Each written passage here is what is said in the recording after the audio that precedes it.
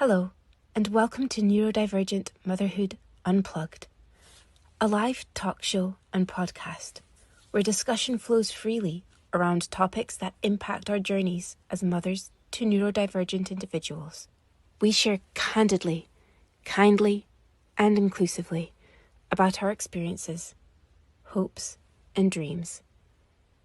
Join us in a place where you can feel seen, heard, and not alone.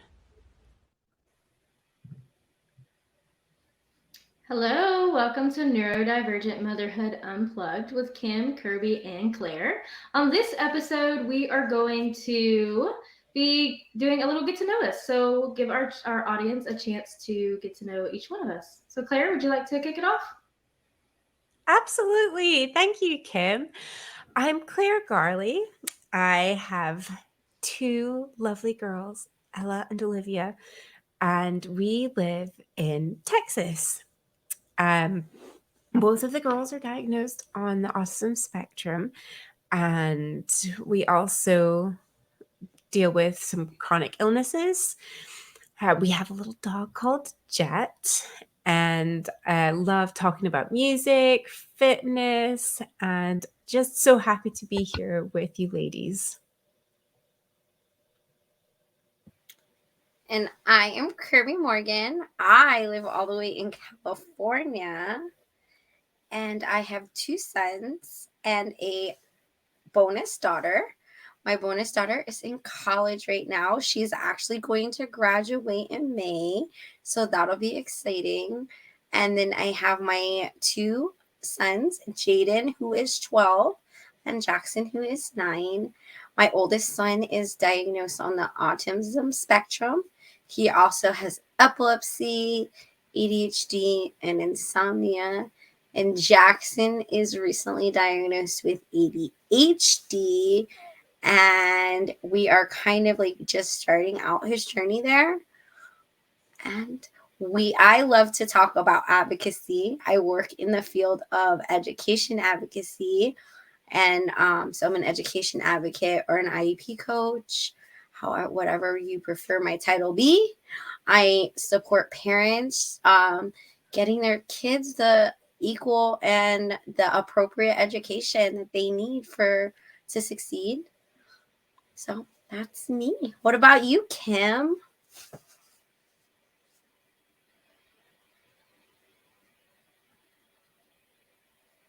We can't hear you. Can y'all hear me now? Yep. Perfect. Okay, I don't know what's happening. All right. My name is Kim, and my husband is Matthew. We live in Louisiana. We have 3 boys, Bryce, Lucas, and Drew. We adopted our older 2 boys, Bryce and Lucas. And Lucas is on the autism spectrum. He also has fetal alcohol syndrome. And our page is Light Up Autism for Lucas, or with Lucas. And we just share our whole family on there and all of our journey from adoption and foster care. So awesome. So how has your guys' week been? It's been crazy. I know. Crazy. Yes, I feel like What's we all. going on, Kim? Yes, I feel like we've all had some crazy weeks. The boys just kind of keep running on and off sicknesses all week. I don't know if it's like a sinus infection going around or what. We're out of school this whole week for Mardi Gras. We are too. So we're not for Mardi Gras. Are you really? We're out. Not for Mardi Gras. No, we're that's just crazy. have I the didn't think whole, others. we had just have the whole week off for President's Day, I think. I don't know why there would be a whole week off. We do not celebrate Mardi Gras here. I don't know, but we have a whole week off. So Jackson's super stoked, and I'm like, ugh. Yeah, I know. I woke up this morning or yesterday, and Lucas loves school, and we just added Fridays to our schedule for him to go. And we had the best weekend. And I really think it was because he went to school on Friday. And so he was just home Saturday, Sunday. So last night I was getting all of his stuff ready for school. And I got a text from the school and reminded me that we're out. So he had a really rough day today. But that's so hard when there's hard when that routine changes. I know. Yeah, he doesn't do And well with that. So this week will be rough. yeah, but Claire, And then you he'll go back host. on Friday. He goes back on Friday. He'll go back on Friday, which is that's gonna ruin his whole life. That is so strange that you For go back one on day. Friday. Yeah. Yeah. So they would normally go back on Thursday, but he has therapy, so he'll go Friday, and then so that's really gonna mess things up. Oh yeah, Oh, no, that's a we. I really think I'm hard lagging transition. a little. But yeah, we have the whole week off, so they don't return until next Monday. Hmm. We Wow. used to do that, but they changed it this year. I don't know why, but yes. So that'll be a rough What I weekend. was what I was gonna say is, Claire, you homeschool. Tell us about that, because we have a kind of a Yes. homeschool situation, but I have a lot of support that I get to bring in from the outside.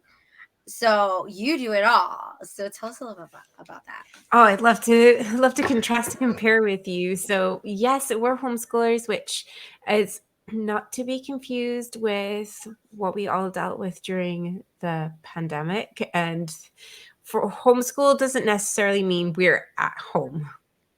We are busy, we've got so many different activities, and it's just been a huge blessing for us. We we follow a very eclectic style of learning. I can tailor it just to the girls and their needs. We can be very flexible. Like today, we had some plans for school this morning and doing some of our core subjects, so like our English and maths and some history. But guys, it was sunny and 75. Like, I can't sit inside when it's sunny and 75. The girls sure don't want to. So we just went outside and we had the best day, but it wasn't like we weren't learning. It just wasn't exactly what we had planned. And it's really great that we have that flexibility to do that. Olivia was out digging, and then she would find rocks and she would line them up, then we would count them, we would do some basic math with them, she'd sort them into sizes, shapes, colors. I'm like, there we go, we did rock our math after all. That's so funny. Literally, you rock your math. We literally did. Yeah, we That's awesome. I was homeschooled growing up. were you? Yes, I never I knew was that. homeschooled. So my really, I never shared that. I thought Nope. I did. Yes, I was Breaking homeschooled from news. first grade. Kit Parlor was homeschooled. Breaking news. I was. I was homeschooled from the first grade. My brother, 2 years older than me, had separation anxiety, so my parents pulled us both out, and we did that though. Like as long as you did your school, you could go and do whatever. So I did mine outside on the blanket all the time. It was the best. So when That's I how saw y'all we outside roll. today, Yeah. Claire, I was like, yes, yes. We'll take I our was always books outside doing my school. outside. We'll just, it's the Mm-hmm. best. You're right. As long as you keep going and you achieve your goals, you get the flexibility to do school where and when you want. You know, if Ella wakes up a little tired and groggy, we can have a slower start to the day. And we also incorporate a lot of life skills throughout our day. So we might be slower moving in the morning, but they're sure up and about and doing things, and they're helping with the dishes and they're helping to prepare their food and come to in their own way. We like to put podcasts on in the background or some nice music and just gently come to. We'll get out just grocery shopping. That's another great way that we work through a lot of different aspects and areas, preparing lists and what we need, planning, having the girls work on those social interactions throughout the store. Something as simple as working the checkouts. All these opportunities that we get to do with homeschooling. So that's been so much fun. Yeah, Yeah, I I love love. that too because it's like it's real life situations. You know, that's something that they're going to need. I love that. Yes. Yeah. I do too, and I love the flexibility that Jaden having his or his school centered at home gives us, because Jaden's medical condition requires him to take a lot of meds, And even with those meds, he does not sleep. He's never slept through the night. So he has never in his life slept through the night unless he has had a major seizure event and his body is like recovering from it. Otherwise, he wakes up every like 4 hours. Like that's his main stretch. So when he was in a brick and mortar environment, I almost felt like I was waking him up from finally getting him to sleep with medication, then waking him up, throwing him in the shower, having him do all that, and then stuffing different medication down his throat for the daytime and pushing him out the door without letting his body kind of dictate when those meds are out of his system and he wakes up. He can have a fresh wake up, and then he's not, the first thing I have to do is give him more medication. It's given us a little bit more flexibility, and I have seen so much growth in him because of that simple change in, because I put myself in his shoes. Like, how would I feel if I'm getting woken up and then stuffed? And it's like, and all these meds have side effects, as we all know through our journeys. Yeah. But I'm really liking the flexibility and the home-centered education, because let's be realistic. With Jaden, it took me a long time to get here. He needs life skills. He needs to know how to self-advocate, to be independent. He does, like, math is important, but the kind of math we work on is like real life math. Not so much, he doesn't need to know algebra. We are definitely not going to ever be working on calculus and things like that, but real life math, like how to use your debit card, how to scan at the checkout, how to give someone the money or put the money into the self checkout and things like that. I think the freedom is amazing. And since Kim turned out so well, I don't feel like I am depriving him. Thank No, my mom. not in the slightest. I will in April when we see her. Yes. Mama Martha. Wait. She was my teacher. So blame her if something goes wrong. No, no, that's wonderful. And I Lucas's school too, it is a public school, but they accommodate to his needs. So he don't go in until 9:00, which is fantastic, because in the past, getting up and ready and out the door to be there by 7:45 was just setting him up for failure right off the bat. So him going in at 9 has just been a total game changer. So I'm super thankful that they are flexible and working with us on that. And he only stays 2 hours too, so he just can't handle a full 8-hour day either. No, I think it's so hard with our neurodiverse kids to have those kind of time expectations on them. There's so much involved in that, so much you have to pay attention for such a long time, and Olivia is it's just not going to happen. And then it's just so nice to have that flexibility. It is. And like in my practice, I really preach like individualized. So my biggest pet peeve is when somebody comes to me and they're like, have compared their IEP to like their neighbor's IEP, and they're like, they get this, and this, and I'm like, well, is your kid going to use this? Do they need this? Is this going to help them succeed? Like, if you think about your child, what are the tools that they need? It's not about what your neighbor needs. So I think it's important as parents, like how we recognize like our kids' limits and we respect them. And I think maybe that's because our kids are older and we're a little bit further in the journey. But it took me a while to not be the therapy, what everybody, all the professionals said to do, Mom, because like they said that was going to help, that was going to give us the best outcome, that this is the way to approach, autism, where it took me years to finally like step into my own shoes and be like, I don't think that this is the best for my kid, and like be able to say that with confidence. But I think that for a new mom that is like struggling and having like with school, because it is so different for each kid. And I try to stress it so much. Like none of my clients' IEPs look the same. Yes, that is Kirby, so I think important. That's that's great advice. amazing. Yes, and It's to so make it your own true. too. Like take the advice and then make it fit to your family. Because I remember that too. Like so many therapists and doctors, and they're like, "Well, I want you to try this or this," but they're not in the home and they're not seeing it. It's easier said than done sometimes. So just taking it and making it your own in your house too is super important.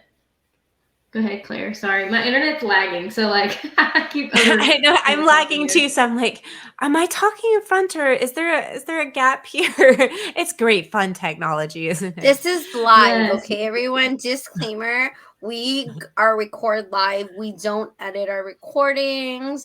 We only equalize our sound because we want to be authentic and real. And this is what you see is what you get here. Yeah, you get Yes. it all. The lags, the delays, the cutting over when we don't know who's on wavelength. It's the best. But I love that Kirby and Kimmy make perfect points. It's actually something we've been going through right now with Olivia. Olivia, she began her journey with professional therapy at 4 months old. She was referred to early childhood intervention when she was 3 months old, and she began services at 4 months old. She first began with physical therapy. She had quite severe hypotonia and hypermobility. She still has those. She's able to overcome some of the obstacles, but it will always be part of her. And that gave us a really good help as Olivia developed, and we had those therapists on board to see signs. We knew very early on that she had sensory processing disorder, and it helped us be more on the ball with autism. But as she's got older, she's going to be 7 in a few weeks. We're now crossing bridges of what help does she need and how best to deliver that to her. And I just find this such a great conversation to have, especially to parents who have newly diagnosed children, and you basically get handed a leaflet. Here's some local therapy providers.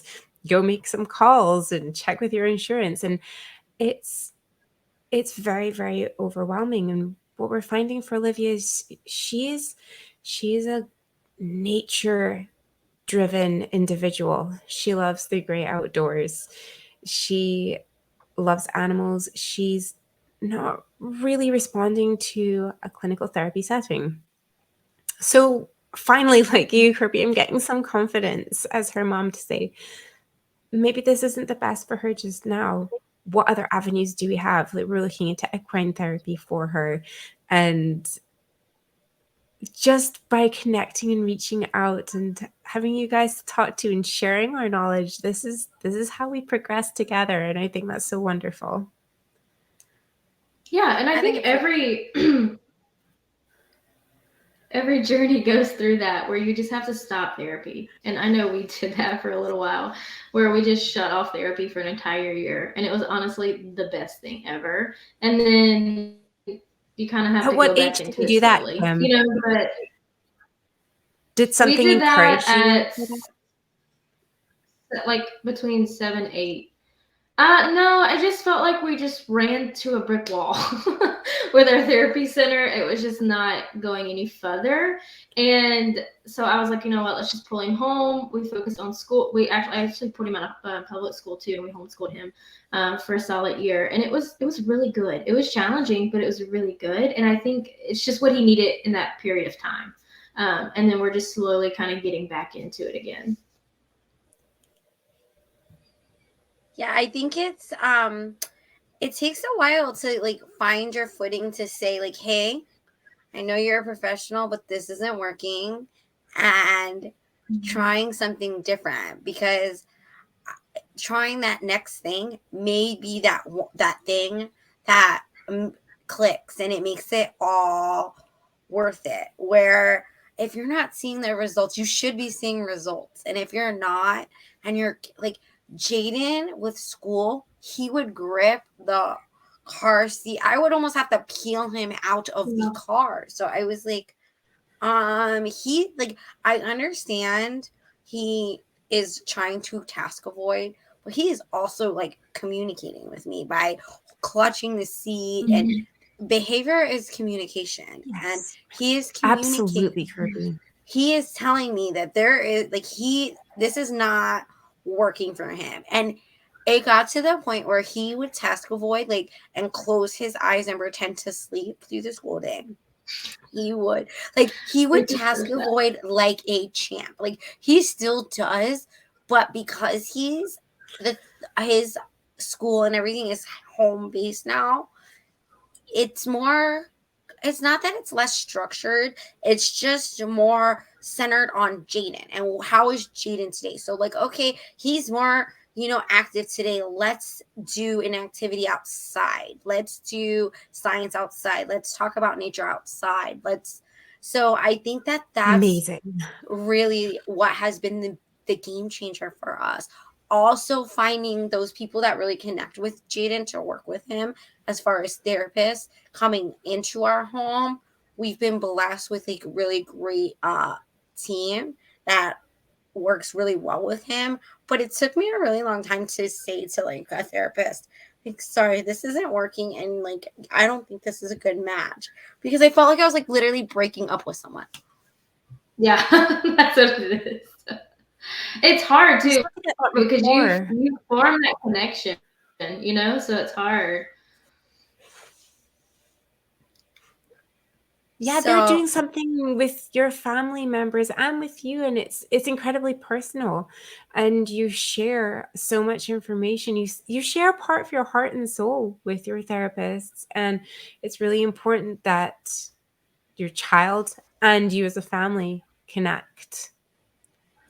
it is. It's like one of the most top things for success. If you're not connecting and you don't feel like a genuine rapport, that's just the recipe for disaster. And I have like pushed through it many times and watched the train wreck, and then always the train wreck happened. Every time. Yeah, So I want yeah, like, it's what are we going to hard. be And talking you about? Go ahead. I just wanted to like no, go say like ahead. Why? what are we gonna get into in the next like few weeks? I wanted to like kind of throw a teaser. Like, what are we planning? What do we have up our sleeve for this new, our new show that we have, going now and we're going forward with? What do we have? I'm so excited for tomorrow. Yes, yes, yes, yes. Yes. Tomorrow's going to be great. We're going to be talking about caregivers and burnout, and we're going to have our guest Renee is going to be on with us. It's just going to be so good. And our first guest too. How exciting! It is exciting, and I don't think she is so awesome for our first guest. She's one of my favorite pages to follow. Her girls are just so precious. That They video are she so just sweet. that reel she just shared with Lucy when she was 2 at her Wild 2 party, where she like held up Oh, her little fingers and counted 2 like this. I was like, I think that's the cutest thing I've ever seen.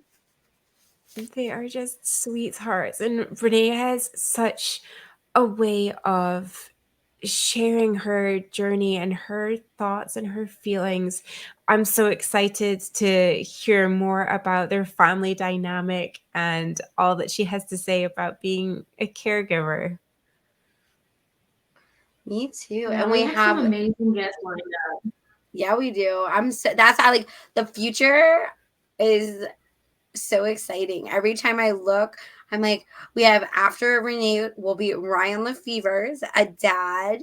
He's actually lives about 15 minutes away from me, and it's a small world because I didn't know him unless he, became a blogger on the internet. I would have never known him unless he joined Coop's troop, Isn't that and amazing? it is. And now when I have donated a few, like given them a few things that our boys have grown out of, because let's be real, all this Oh, therapy stuff is expensive. Like all these things we buy for our kids are yes. expensive. So his boys are a little bit younger, so it's nice to be able to have a home to send all these things that I've purchased that I know these boys are going to use and love. And it made me realize what a small world it is, because and whenever like we're having a bad day or something goes wrong, Ryan's always like, you can call me and Kristen and we got your back. And I was like, because he is genuinely just a really nice guy. Like, him and Jeremy have met. We've gone to Costco together. So we have him coming up. We have. I'm excited because it gives the dads something to relate to as well.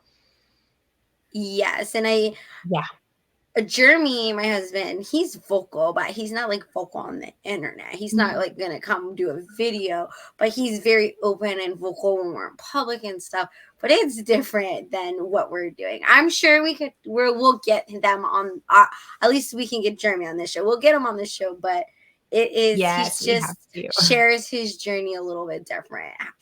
But so those are exciting next 2 weeks coming up.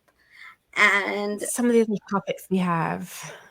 Yep, we're going to go into marriage, travel, vocational skills, adoption, medical journeys. So you'll get to really know us through those series, because there's no way I could it would take 3 hours of me talking to even like break you into Jaden's first from age 2 to 5, because of how intense some parts of our journey have been.